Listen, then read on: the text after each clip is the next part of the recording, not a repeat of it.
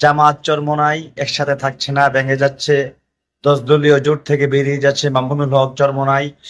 এই যে এই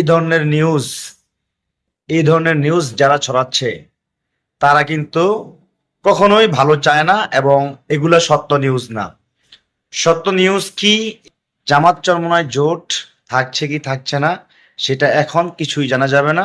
সেটা জানতে পারবেন 20 জানুয়ারির আগ পর্যন্ত আপনাদেরকে অপেক্ষা করতে হবে। কারণ জামাত আর চরমোনাইয়ের মধ্যে যে দ্বন্দ্বটা চলতেছে সেটা হচ্ছে কে কোন জায়গায় কার আসন দেবে। একই জায়গায় জামাত চরমোনাই দুজনারই দাবি। এক্ষেত্রে একটু মনোমালিন্য চলতেছে, আর সেই মনোমালিন্য চলার কারণে নিরপেক্ষ জরিপ করা হয়েছে। জামাত চরমোনাই কারো পক্ষের লোক না, নিরপেক্ষ লোক দিয়ে কমিটি করা হয়েছে। সেই কমিটি তারা পুরো বাংলাদেশের মধ্যে জরিপ করতেছে যে আসলে কোন জায়গায় কার জনপ্রিয়তা বেশি। এই জরিপ শেষ হলে জানা যাবে কোথায় কার জনপ্রিয়তা বেশি। যেখানে যার জনপ্রিয়তা বেশি তার প্রার্থী ঘোষণা করা হবে। এ হচ্ছে মূল ঘটনা।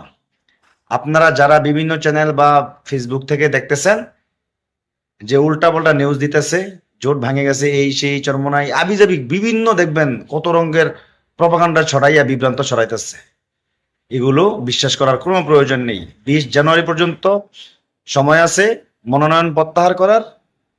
আমরা কিছুদিন অপেক্ষা করলেই সঠিক তথ্যটা আশা করি পেয়ে যাবেন। আর যারা চরমোনাই এবং জামাতের কর্মী আছেন, আপনাদেরকে অনুরোধ করি, আপনারা নিজেরা দেখেছি অনেকেই এই ধরনের মন্তব্য করে ফেসবুকে লেখালেখি করতেছেন, এগুলো থেকে বিরত থাকেন। ঐক্যের স্বার্থে, দেশের স্বার্থে, নিজেদের সম্মান বাঁচাইতে চাইলে এগুলো থেকে বিরত থাকেন। ধন্যবাদ।